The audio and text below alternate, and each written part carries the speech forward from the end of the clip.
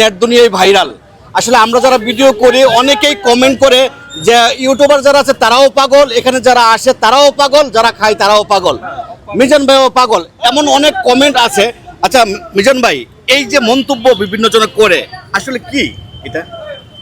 আমি কই পাগলের দেখতো পাগলের মতো সুইট দেয়, পাগল আমি কেউ রে কই না। পাগলের দেখতো পাগলের মতো সুইট দেয় এটা কই, অনকে কি বানিয়ে সারে হেডা আমি কি হতাম। যেমন আপনি আইসেন আমারে দেখতে, পাগলের দেখতে পাগলের মতো সুইট আইছে, আপনারে পাগল কই না। অন এটা অন্য মানুষ আবার আরেকটা মিলিয়ে লইলে আমি কি হতাম।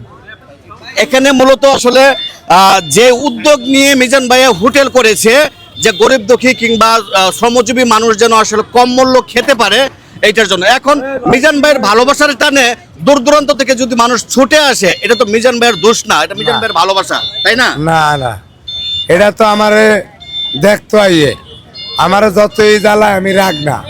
খালি ওই যে কয়েকটা ভিডিও করে ইউটিউবাররা উল্টা পাল্টা, এটা লিখে আমার মটকা গরম থাকে।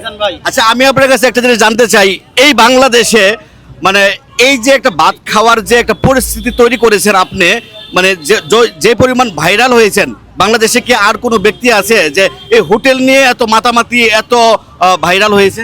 আমি কিছুই করি না, আমি হয়েছি উসিলা, সব করছে পাবলিকে, এটি যা দিছে সব পাবলিকে, পিড়ি খাবায় পাবলিকে। আমি অন্তনারা চুরিদারি করে কিছু নিয়ে খাই।